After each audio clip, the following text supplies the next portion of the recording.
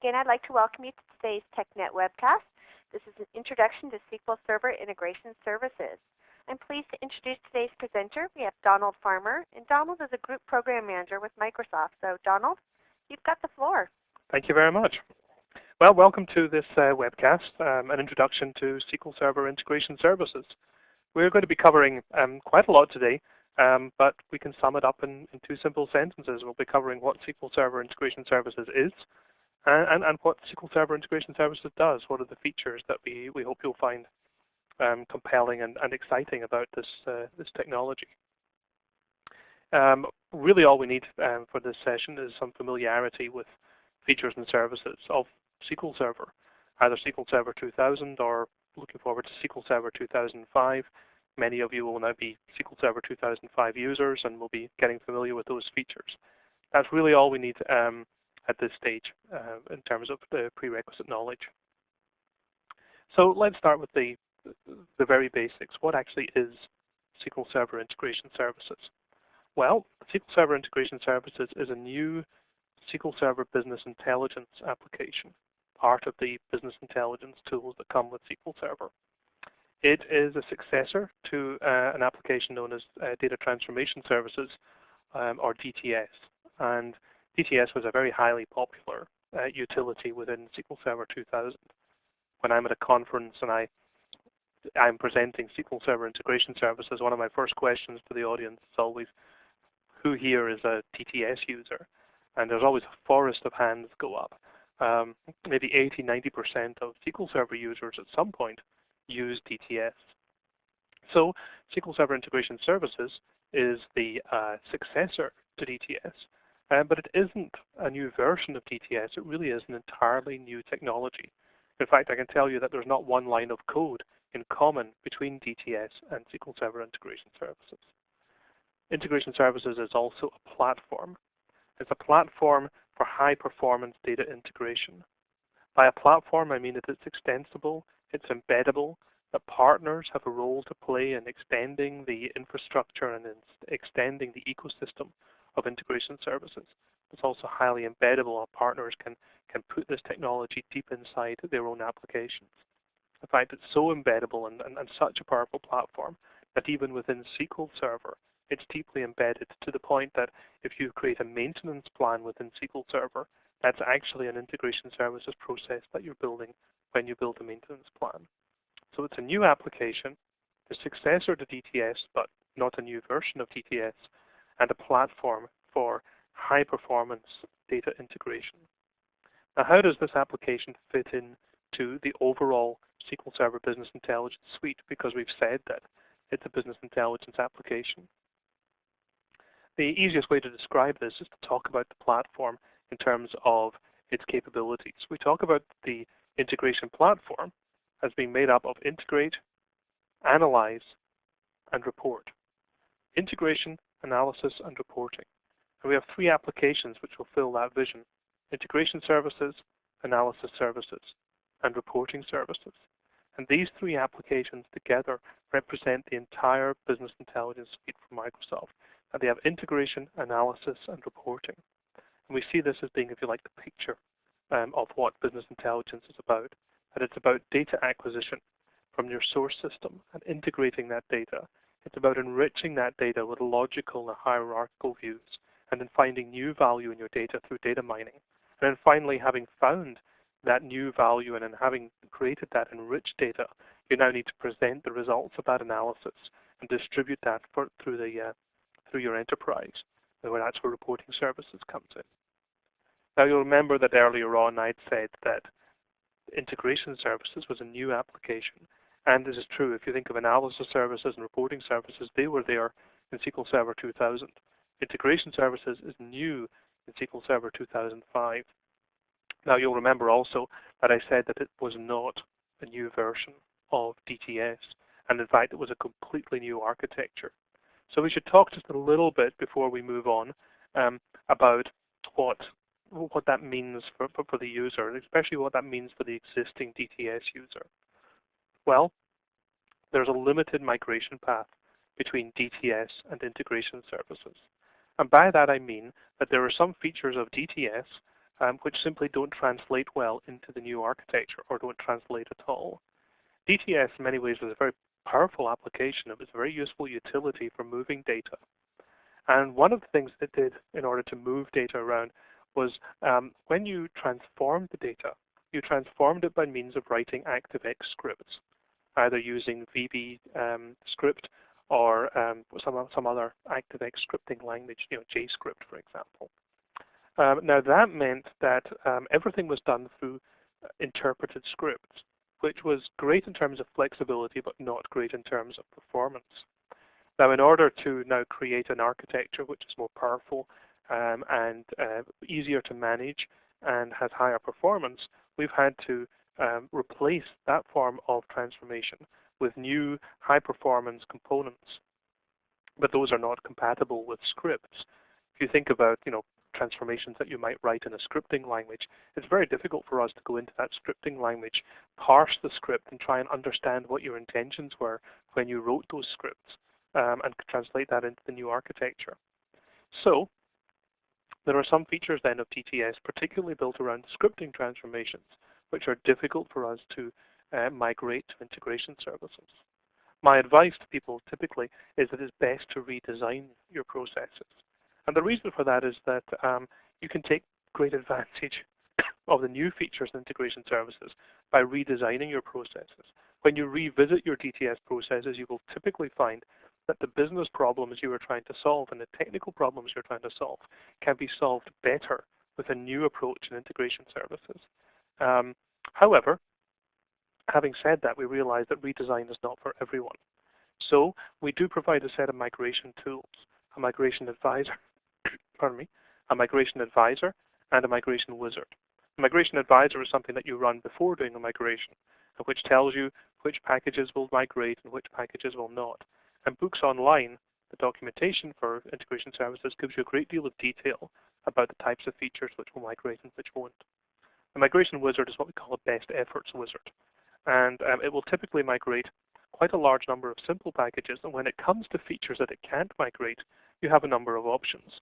One of the options is simply to wrap the existing DTS functionality inside your integration services package as a kind of legacy container that can be called out to when you come to some features that cannot be migrated.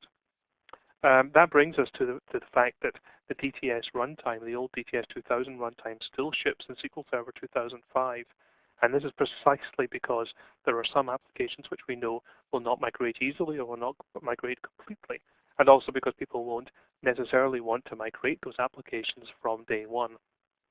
So, for all those reasons, you can continue to run your existing packages without breaking. When you upgrade from SQL Server 2000 to SQL Server 2005, you will get your DTS packages still running correctly because we ship the DTS runtime. And there are some legacy components that you can download from the web, which will provide you with some tools to manage that those upgraded the legacy packages on your upgraded server.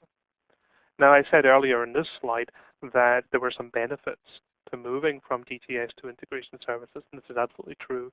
There are many benefits in manageability, benefits of debugging, and benefits of performance. And these often cannot be achieved simply by migrating the package, but are best achieved by redesigning the package. So one of the questions I get asked very typically is, how does the performance of integration services compare to the legacy application DTS 2000?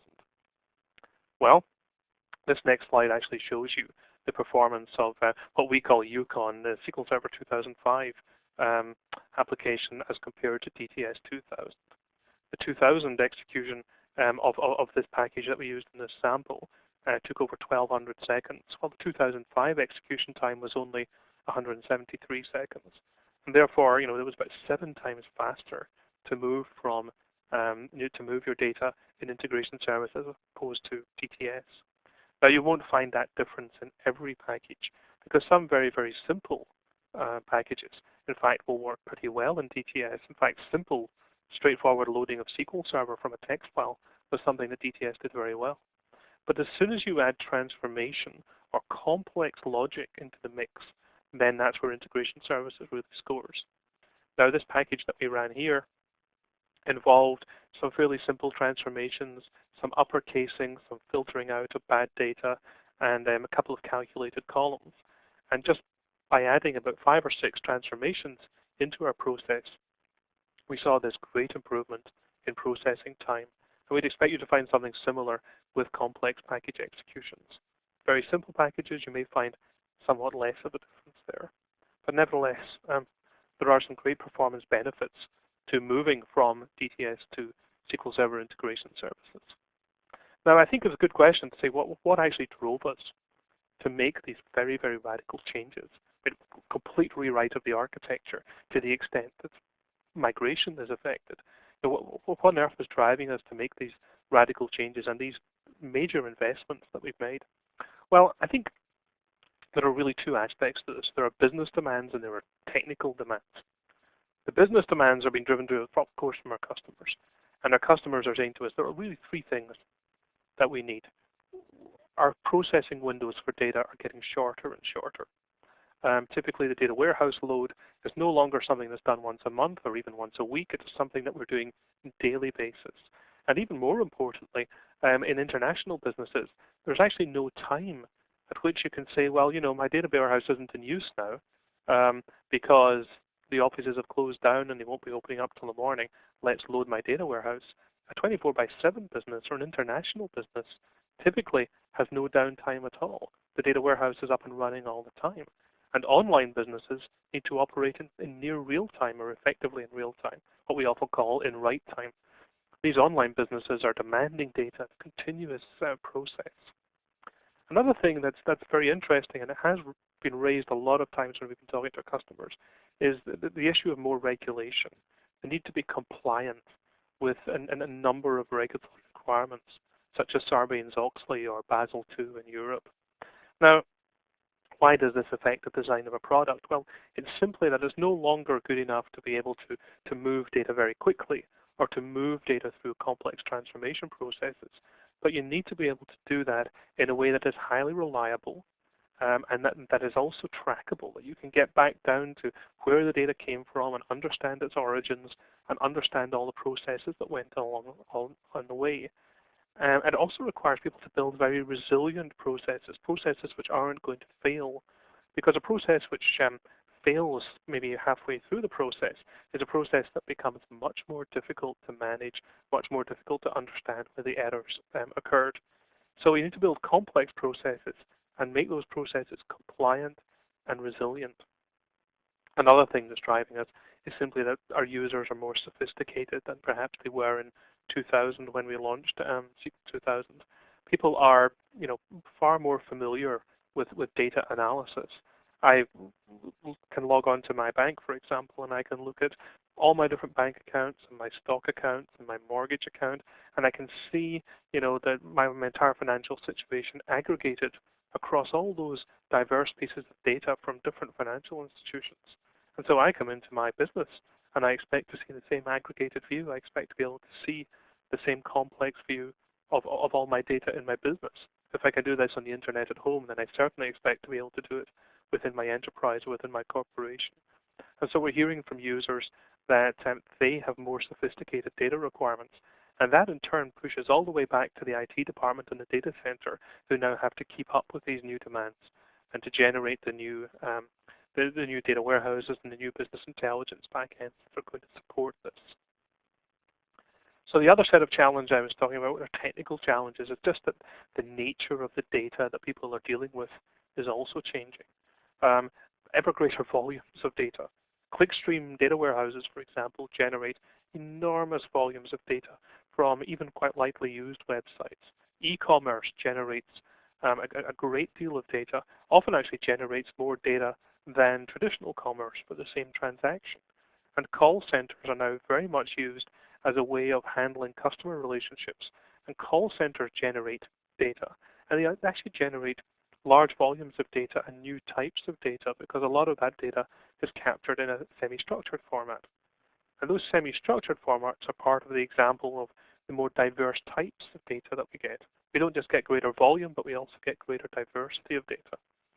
So, for example, web services, RSS, unstructured data, and data from many locales An international business is going to be taking data from, all over the world and simply handling issues like the different currencies and different date formats and different calendars. All those things are just extra complications. And then finally, having large volumes of data from more diverse sources at the other end of the process when we're delivering data to the business intelligence users. Well, there's another there's another requirement and another change, because mobile devices are more in use now. People want personalized reporting. People want the data published to them on their web. So not only greater volumes of data and more diverse sources, but also where that data is going, more diverse destinations that we need to serve data to. All those things are great challenges, and I think this is, I think this is one of the things that have really driven us to look at our architecture again and to revisit the way in which people do data integration. And it's what's driven us to create this new high-performance data integration platform. So how does this platform change the way in which businesses will do data integration? How does it change the data integration landscape, if you like? Well, we can certainly show you an example of a typical problem before integration services existed. First of all, as I said, data comes from many different sources, quite diverse sources. One of the examples I called out earlier was call center data, which comes in semi-structured form. When you phone a call center and you've got some problem and they talk you through a script, and we've probably all had that experience where there's a list of set questions that they're asking you. Well, what they're asking you in that case is a script which is attempting to give some structure to your answers. They want you to pick a problem area from a set of problem areas, to pick a product from a list of products or whatever. But ultimately, when you're talking to someone in a call center, a lot of the information that's of value to the business actually gets captured in the notes field or the comments field, the free-form conversation that you have with the customer support specialist. A lot of businesses have legacy data of some sort, binary files in some format that nobody else supports, that's unique more or less to their business or to their vertical. And then finally, of course, there are application databases, the OLTP systems that we all have in our businesses. And so these complex sources are there in the environment.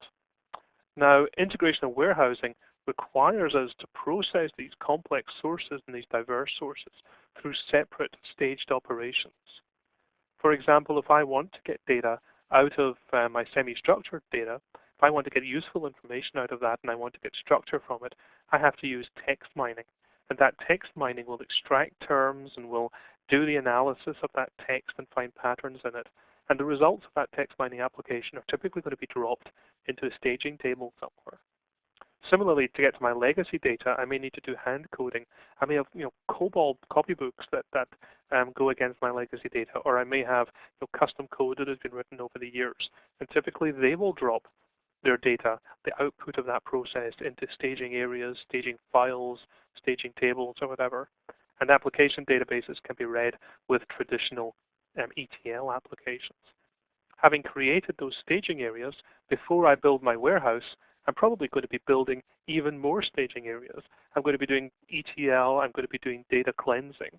And so I move from my call center data, from my legacy data, my application database, through a number of different applications, a number of different coding stages, and a number of different staging areas where the data is going to land, before finally, at the end of this process, I can build my data warehouse.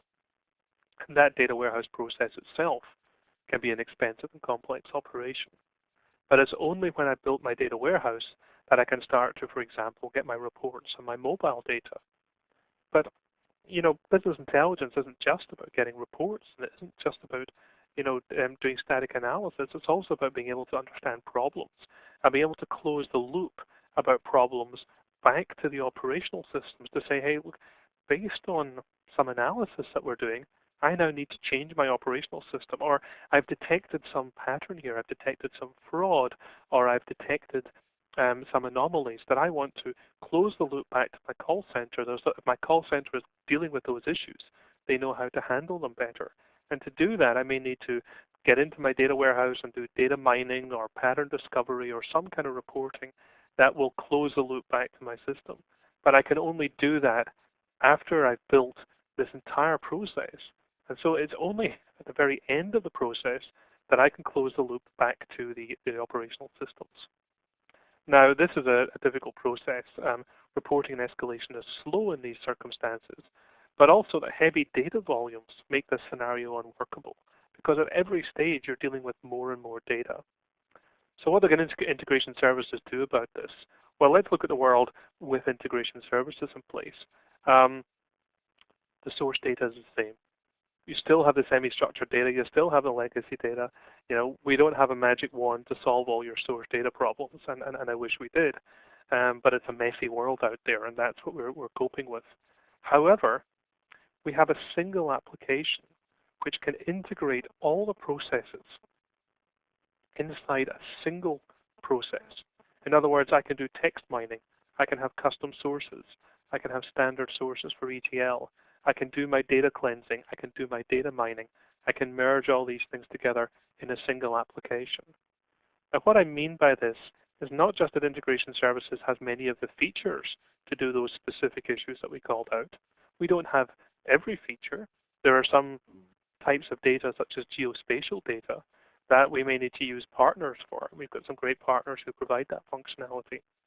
But what we can do is provide a single infrastructure that gives you an auditable process, only one process to audit, only one process to deploy, only one process to manage, one process to schedule, one process to log. All those things are very, very important.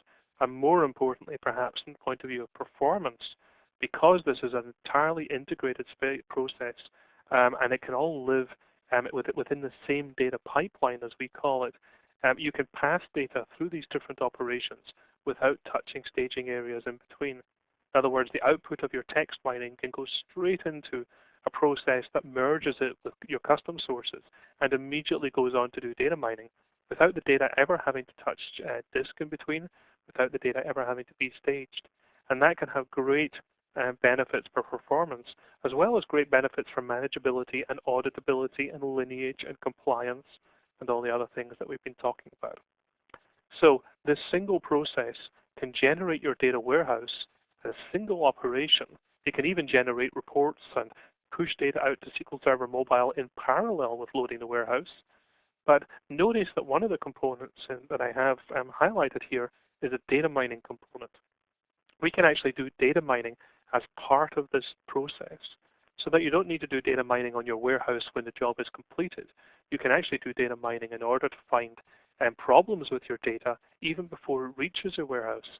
And that allows you to close the loop back to your operational systems as the data is loading. So it's no longer a question of pull some data from my store, for example, and load it up to a centralized staging area, and then maybe next morning when the warehouse is loaded, run some data mining or run some reports on it. But actually data mine on that process as the data is arriving and close the loop back to my store automatically and quickly as part of the data load. We're very excited by that functionality. So the key thing is that in the world before integration services, there was a lot of staging. There were a lot of discrete operations which had to be managed separately, which had to be audited and logged separately. And now you have a seamless integrated application which can take all sorts of data from all sorts of sources and integrate that together into a seamless operation, an operation which can be managed, can be logged, can be audited, can be scheduled together. And that's a really critical difference between the world before and after integration services. Now, integration services is very tightly integrated with the .NET environment. And this is very important for something that I was mentioning in that previous slide. I was saying that we don't have every data source, that we have partners who, for example, can provide geospatial handling. We have partners who can do some advanced forms of very specialized data cleansing. We have partners who can handle sources that we typically don't come across, but when you need them in your legacy system, it would be very valuable to have some kind of predefined source for that. They can integrate, these partners can integrate with us because integration services is highly extensible. You can write your own sources, your own transformations, your own destinations, your own tasks in any .NET language. By any .NET language, I don't just mean C# or Visual Basic .NET. I mean J#, Net COBOL, Perl .NET. Some of those really different languages that you may be able to use to get complex sources that otherwise you would find difficult to code against. And these custom sources and transforms and destinations plug right into our process. They're right in there as part of our data flow, and they integrate seamlessly. If I write a custom source that uses COBOL.NET to pull data from a legacy system, and I write a custom transformation to do some sort of data cleansing, those two will work together seamlessly without any need for a staging area or any kind of touching disk between them. They'll live together in memory, they'll pass data to each other, they'll be audited, they'll be logged, they'll be debugged together, for example. Integration Services itself actually has a special ADO.NET destination, which enables it to be wrapped in a web service for a kind of service-oriented architecture. An integration service can also consume web services, and we have good XML support for pulling data from web services. Another important architectural aspect is that we have great 64-bit support. The increased memory capacity of 64-bit is just awesome for us. You think of what I was saying there about having all these different processes living together in a single end-to-end manageable, loggable, debuggable process. Well, if you can get all those into a single memory space, then performance benefits, and that performance benefit comes primarily from the ability to access a lot of memory. Huge dimension lookups, large aggregates, large sorts will all benefit from 64-bit integration services. And you'll find that you can do load balancing between the integration process and the warehouse server if you have 64-bit enabled, probably more effectively than you can do in other ways. Now, what is the difference between 64-bit and 32-bit computing? Well, in this case, I have another graph of some data processes that we ran on both 32-bit and 64-bit. Now, this was a big process. I was doing 6 lookups to 100 million dimension rows. That is to say, I have some fact rows coming in. I think I had about 100 million fact rows. And I was looking up to 6 dimensions, each of which had 100 million members. Now, 32-bit struggled with this and took about 67 minutes to complete this process because we couldn't get all these dimension members into memory, so we're looking out to disk all the time. And although the process completed, it took 67 minutes to do it. On 64-bit, all these rows can be loaded into memory, can be accessed in memory very, very quickly. And as a result, it was over 3 times faster. Now, this is actually quite remarkable considering that the 64-bit processor was actually twice as slow as the 32-bit processor. So it really was a great performance improvement in doing this. Now, at this point, we've talked quite a bit about the features, about some of the rationale behind integration services. And I think at this point, I would like to actually show you integration services in action. So I'm going to just kind of drop out and show a quick demo of the integration services environment, what it looks like, and some of the things that we can do with it. Show you some debugging, for example. So at this point, I'm going to share my an application, and I'm going to share the integration services design environment. And at this point, what will happen is we'll be loading up Microsoft Visual Studio. Now, with SQL Server 2005, there is a special version of Visual Studio called the Business Intelligence Development Studio. It ships with 2005, a Standard Edition and Enterprise Edition, and it enables you to build and debug and deploy your integration services packages. Even better, it allows you to build and debug and deploy your analysis services and your reporting services projects as well. In fact, you can build all of these together. They can all live in shared solutions, and that way you can version control them together, and you can handle things like impact analysis between them, because you'll know as a result of shared projects what reports will be affected by, say, changes in your integration services packages. And not only know about those reports, but you'll be able to do, a sample build You'll be able to just kind of press F9 and build just as if you were building a code project, and you'll see if all your projects validate together, for example. So the environment that you're seeing just now is Visual Studio. And on the right-hand side, you'll see the Solution Explorer, which has a project, an integration services project, called SSIS Feature Demos. And within that project, there's a set of packages. We still kept the idea of packages from the kind of DTS days, if you like. And so an integration services unit of work is still a package. And I have a package here called return logs. And just as in DTS, we have the concept of tasks. We have the idea of tasks which can do a number of different operations. And if I open the toolbox on the left-hand side, you'll actually see a list of the tasks that are available, and you'll see that there's a wide range of these tasks. And they do all the familiar things that you would be used to. You can execute some SQL, you can FTP files, you can send emails.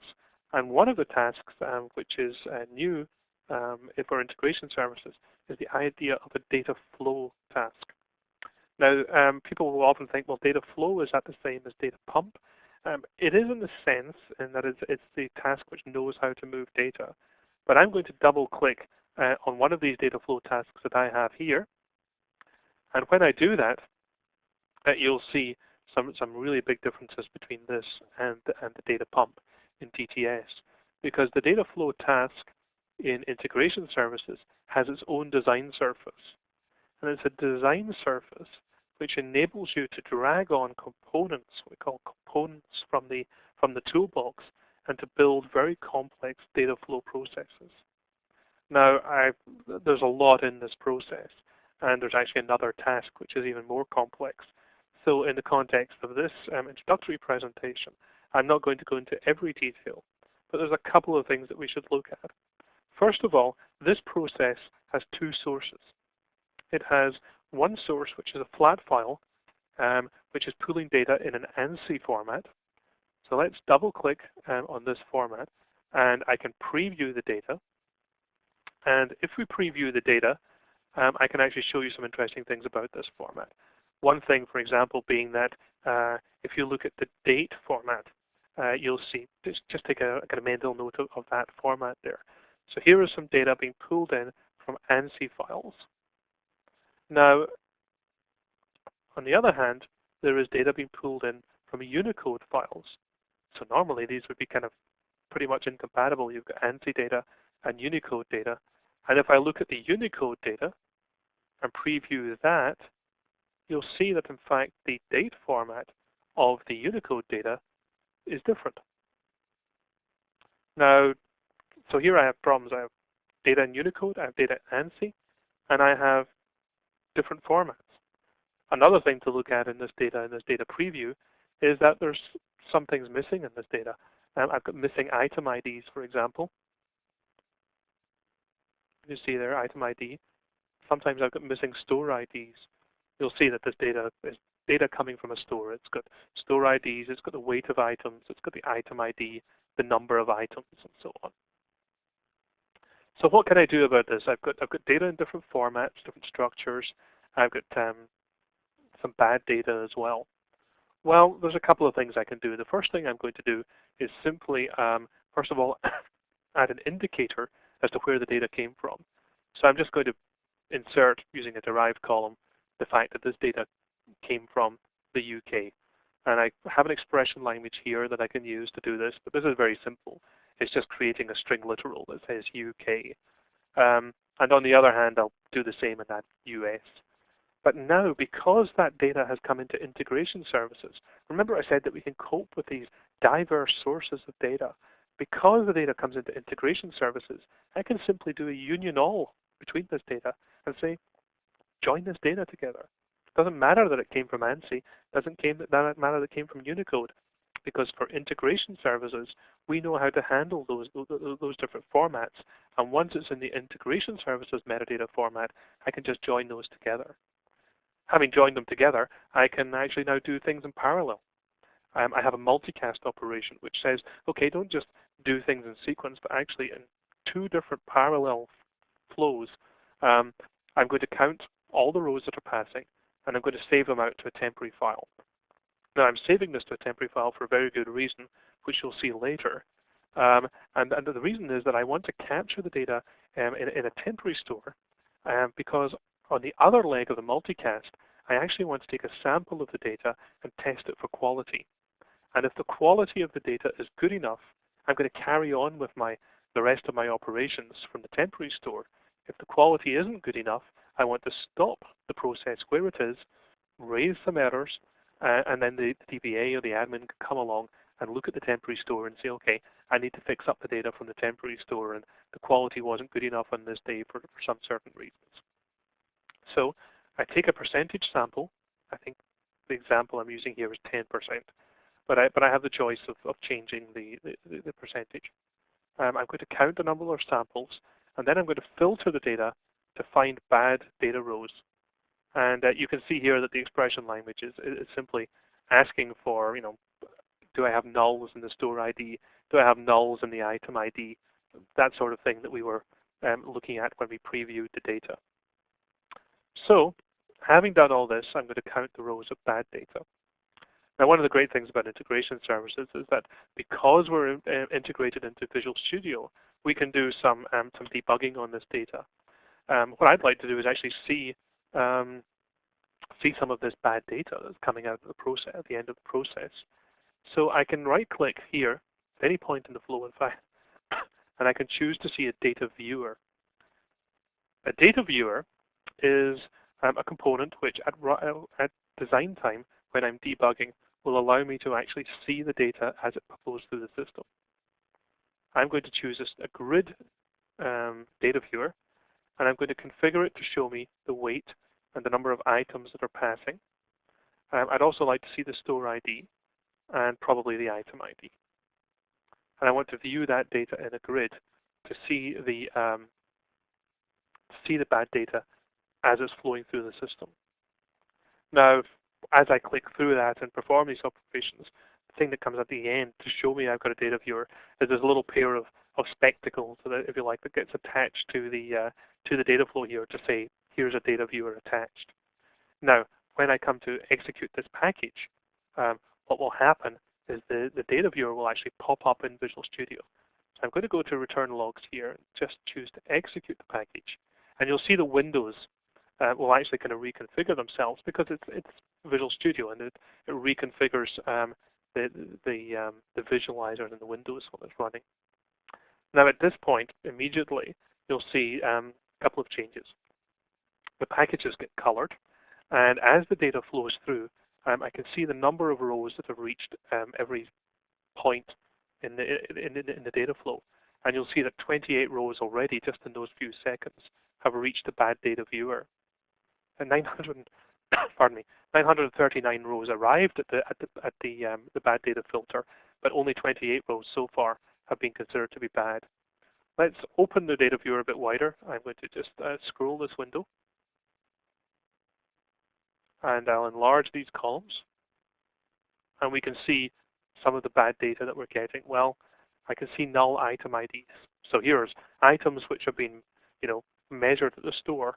And they have a store, they have a weight, they have an item count, but there's no ID, perhaps a missing barcode or something like that. Similarly, perhaps the barcode's okay, but the store ID is missing, so I don't know what store this data came from, and so on. So I can actually see this bad data in action as it flows through the system. Now let's see something, what happens when I close the data viewer. I can say, okay, I'm done with this data viewer. I've seen my data, the bad data or good data. I'm going to close it and let the process run on. And then you'll see that the row counts now carry on incrementing. I've now loaded about 100,000, 140,000 rows from one source and about 200,000 rows from the other. And you'll see that they're merging together. Here's the 200, 300,000 rows on one side and 300,000 rows on the other, and indeed unioning that together. And the data is flowing through. It's flowing considerably slower than I would normally expect to see, and the reason for that is that I'm running in a debug environment, and also the machine that I'm running on here actually is pretty stressed. It's running the Microsoft Office Live meeting kind of information as well in the background. So performance is typically somewhat faster than this, but nevertheless, for the purposes of an introductory demo, it's actually quite good to see all this in action. Now you'll see that when the process completes, the source components will turn green and say, I've completed processing. Then all the data flows through and it will reach the end of that process. Now, if I choose to stop debugging at that point, I return to the design environment, and there's a number of things I could do. For example, I can look at the execution results and see what actually happened. And when I do, you'll see that we've provided you with some warnings. For example, if I look at a warning raised by the pipeline, it will actually tell me something that the output column, in fact, has not been used. This output column return date from the flat file source Unicode is not subsequently used. If you're not using this column, why have it in your process? Remove it, and that will provide some better performance because there's memory that we don't have to allocate. It tells me about things such as the fact that the processing of this data has started, and you can see the various pieces of progress information, the total number of rows processed, and so on.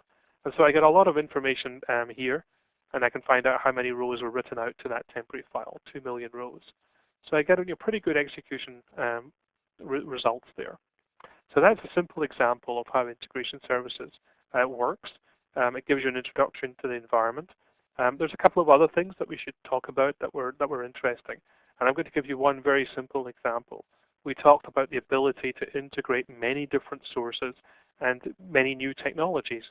And one of the new technologies that we've introduced in SQL Server 2005 are some data quality components. Now, we have a website called SQLServerDataMining.com, I believe. And on that website, people can go to that website and visit it if they're interested in data mining. And we collect some information from them voluntarily. You can say, well, I'm interested in data mining because I have this particular role that I do in my business. So we collect this information, and it's just a free-form text field. In other words, people can enter what they want. There's no drop-down list of suggested roles. But when you have 200 people visiting a website and they can just free-form text enter whatever they like and to describe their job, you'll get probably about 200 different descriptions. In fact, if you look at our data here, you'll see that we've got a BI architect, BI developer, I've got business analyst, I've got analyst, I've got BI architect and business intelligence architect, computer programmer, technician, consultancy, consultant, consultants. If I was to draw a bar chart or a pie chart to show who is visiting my website, I'm going to end up with a pie chart with 200 different pies, 200 slices for 200 users, or 70 slices for 70 users. So it would be great if we could go into this data and do some deduplicating, the kind of thing that you need to do if you're doing a householding or some sort of business analysis. So we have a process called fuzzy grouping. Fuzzy grouping will take this data and we'll pass it through a fuzzy logic algorithm. And based on the fuzzy logic algorithm, we'll actually try and match up these rows and say, all these rows, these 5 or 6 rows look like they should all be this one particular row. And we'll provide you with some useful information about that. For example, we'll provide you with a score of the similarity of these various columns. And this provides us with a really nice some data cleansing capability built directly into integration services. Now, it's actually easier to show this than it is to explain it. But basically, this process is taking data from this source, these job descriptions. It's deduplicating them and suggesting groupings of that data. And then this process is actually filtering them out based on that similarity score. And it's saying, the low scores, send them this way, and the high scores, send them this way. And you'll notice that the high score has a data visualizer on it. So when I execute this process, you will see that data is read from the mining source. The data visualizer will pop up, and the 51 rows which go to the high score are going to be shown in the data visualizer. And here, visually, you can see the groupings. Now, this is very powerful because this would allow me at debug time to go in and tweak that algorithm to change that threshold for the filter for high scores and low scores and say, what is an appropriate filter? Look, for example, at what is done for a computer programmer. It's said that computer programmer, and programmer are probably all computer programmer with a score ranging from 66% to 100% of similarity. Similarly, all these people are analysts. They're data warehouse analysts, or DBase analysts, and it's suggesting that, based on the incoming data, we think most of these people are database analysts. Similarly, for consultants, you'll see that we think that the most common term would be developer consultant, and all these people should probably be developer consultants. And remember, we can tune those algorithms quite easily using the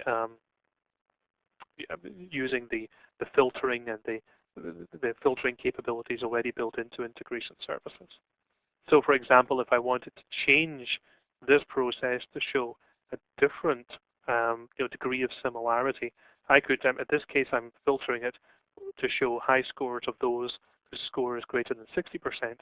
I could say, I want something that's even more strict than that. Let's score it so it's got to be over 80%.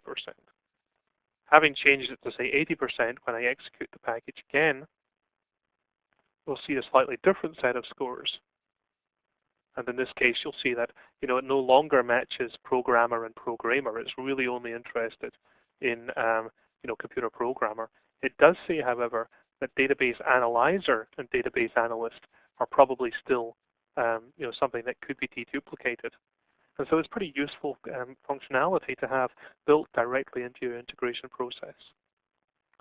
With that, I'm going to drop out from the demos again and return to the presentation. But I hope those demos gave you some kind of flavor of the power and the flexibility of integration services. In particular, gave you some indication of just how radically different this is from anything that we've had before, and what a powerful platform this is. So to summarize, key strengths of integration services. Performance is a key strength. You've seen the 64-bit performance. You saw the performance delta over GTS. It's really pretty dramatic. Developer productivity. The Visual Studio integration is very tight. You get visual debugging, and the application is easily extensible. It actually integrates very well with other tools such as analysis services and reporting and Excel. And it has advanced features, things like data cleansing, some things I didn't show you, like text mining and data mining. And another great thing is just the community of users. Remember I said at the very beginning that when I do a presentation and I ask how many users use DTS, but 80%, 90% of hands go up. Here's going to be a powerful enterprise-level data integration application, and it's going to be used by 80 or 90% of SQL Server users. That's really going to be pretty remarkable. This is going to be a community with a deep knowledge, a deep shared experience and shared practices. And we're going to have a great partner program and a great support program to add to that. For more information, you can visit TechNet at microsoft.com/technet, and you can visit SQL Server Integration Services site at microsoft.com/SQL/technologies/integration. Those sites give you access to a great range of information, not just high-level kind of marketing style material, but also access to detailed white papers about performance and extensibility, to sample code, to sample reporting packs, which help you to report over log files, to metadata scanners that enable you to trace the lineage and impact analysis of your data. There's just a ton of stuff available for you on those websites. And we're adding more, almost literally on a weekly basis. Just now we're adding more information. At this point, if you've got questions and answers, you can submit your questions by text using the Ask button, and I'll try and get around to answer some of them and see what I can do. Please fill out the survey. And for upcoming and previous webcasts, there's some links here. And if you've got ideas for webcasts, that would be great too. We presented a webcast using Office Live Meeting.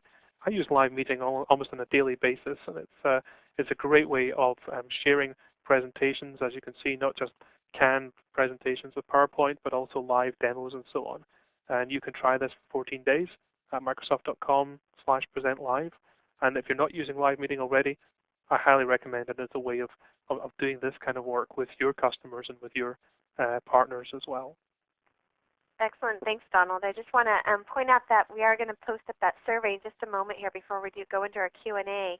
And just want to let you know that for filling out that survey, you're going to be automatically entered into a drawing to win this 40 gigabyte Creative Zen Ultra MP3 Windows Media Player. So just a little bit of incentive there, but your feedback is very valuable to us. So if you just take a moment to fill out that survey, like Donald mentioned, we really appreciate that. And Donald, I'll hand it back over to you and let you wrap up with some of these questions that's been coming into the queue here. Yeah, sure. I will try to answer some of these orally. A question from Mikhail. Is DTS runtime available with SQL Server Express? In fact, it's not. The DTS was not available with the predecessor to SQL Server Express, and so there's no need for us to provide legacy support for DTS. So DTS runtime is not available with SQL Server Express. From Ravi, a question, does any company provide mainframe IDMS integration component? Actually, yes, they do. We have a partner called Evolutionary Technologies International, www.eti.com. If you go to their website, they have a set of integration services connectors, and they can provide connectivity to mainframes. I also believe that Attunity, www.attunity.com, can also provide some support for that. I have a question from Karen. Am I going to do an update of my integration services beta book? Yes, indeed. In fact, I have completed the changes just over the weekend, and they've been sent off. So I hope to see that coming up soon. From Dinesh, does integration services have data quality to standardize addresses? So that would be the kind of, can we kind of make sure an address is a valid US postal address? We do not actually have that functionality.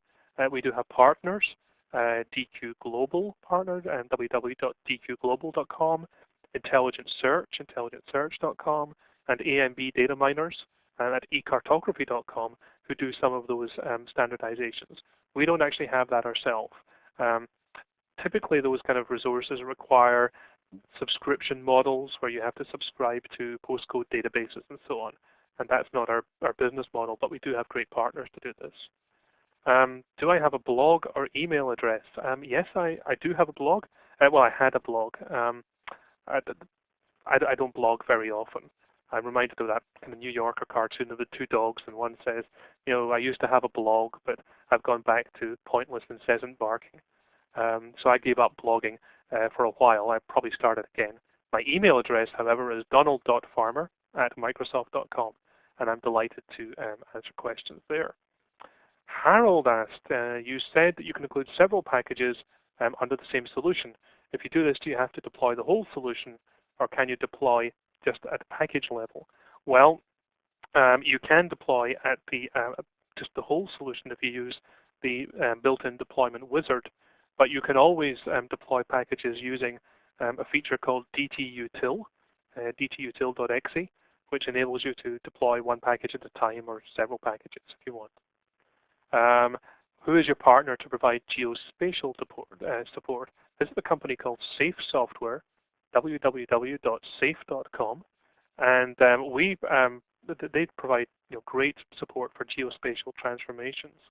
In the future, we'll be looking at things like geospatial data types and so on, but for actually transforming between geospatial formats, Safe.com have really great application for doing that, and it's very tightly integrated with integration services. Sanjay asks, how is IS compared to Informatica or other leaders in the ETL space? Well, I think we compare pretty well. Last week I was at TDWI conference in Las Vegas, where I was on stage along with Business Objects Data Integrator and IBM Data Stage, and we did a head-to-head comparison across a whole set of features between the three applications. So we stood up pretty well there. If you want to find some information about how we compare to Informatica, look at the Integration Services website or search on Microsoft.com, and there is a white paper written by a partner called Conchango, which compares integration services in Informatica and tells you how the packages and the kind of features compare. Another question from Dinesh, but let's pick a new person. Bikramjit, I think it is. I hope I pronounced that correct. who says, is it possible to migrate dynamic creation of DTS packages in an application to integration services? Well, that's a great question, well, because in fact, to create a package dynamically, you would be using the object model to do that. And in fact, that's not something that you can migrate, because the applications are so very different, the object models are so very different, the architectures are so very different that you can't actually do that. You would need to recode in that case. Thomas is asking how to secure a package. The package can be encrypted, but DTExec requires the password to be entered unencrypted. That is true. One of the things that we will always do in integration services, and in fact throughout SQL Server, the SQL Server 2005, is that we're not going to put your password in plain text anywhere, and we're going to require the highest level of security. DTS could encrypt the DTS run command line, but I have to be honest that that's not a solution that we think is as robust as we would like to see for integration services. So if you want to encrypt a package, we always recommend that, for your data sources and so on, that Windows security, Windows integrated security is by far the best. If you must have passwords and so on for your data sources, what I would always recommend is that you use some encrypted store, such as an encrypted key in the registry, or to use SQL Server storage for your packages and encrypt there. But actually passing passwords at the command line at some point requires that password to be unencrypted, and we would rather not take on the burden of trying to provide that support. There is a great white paper on the security and deployment and management of SQL Server integration services, and you can download that from the TechNet website, and it does provide you with a lot of advice on password encryption issues. I did have a question from Dinesh, which I just passed over for a moment. How does integration services integrate for data cleansing with other vendor products? Well, FirstLogic we don't integrate with, but we do have integration from partners such as Intelligent Search, AMB Data Miners, eCartography, and DQ Global that I mentioned earlier. Can integration services run parallel in different server to faster speed? Yes, you can. You can build, what we always say is that you can design for parallelism, but you cannot configure for parallelism, meaning that you don't just design one package and then say, okay, go run this on 4 servers and handle the partitioning and departitioning and hashing automatically. We don't do that, but it is quite possible to design packages which can be shared across servers and which can be synchronized across servers using, for example, SQL Server Agent. How does integration services compare to Essential? As I say, last week at TDWI, we were up on stage with Essential and with the Data Integrator, and I think feature for feature, we stood up there very, very well, and I think we were very impressed, and a lot of people in the audience were very surprised to see an application that ships in SQL Server up there, right up against market leaders, and looking very, very good against them. Where can you find some comparisons? Well, perhaps you can look at the TDWI website and look at some of the information that was published there. We don't have direct comparisons with Essential at the moment. We'll probably try and produce something like that. Typically, I like to get partners to do these comparisons. We can produce the kind of marketing style battle cards, but I think when we look at our partner Conchango, who did the Informatica comparison, they give a very third-party objective view of these things, and my experience is that customers actually like that. And so I'm actually looking for a partner just now who would write a comparison of integration services and Essential in that way from a very third-party point of view. How can you listen to the webcast again in a recording?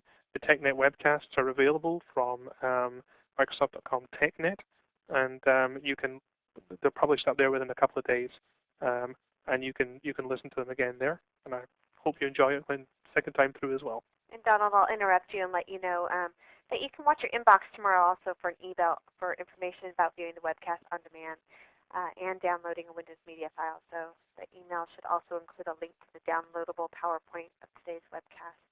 That's great. And if they'd like it right now, you can print a PDF of the slides by going to that file menu in your upper navigation bar right now. Great. Okay, well, I think that's the end of the. Excellent. We got all the questions then? I think we did, yeah. Excellent. Well, I just want to remind everyone that your feedback is valuable, so please do take a moment to fill out that survey before you log out. We really appreciate that. And I'd just like to extend a special thanks to Donald for today's presentation. So that concludes this TechNet Live meeting. I'd like to thank everyone for joining us, and our audience may now disconnect from the audio portion of this event.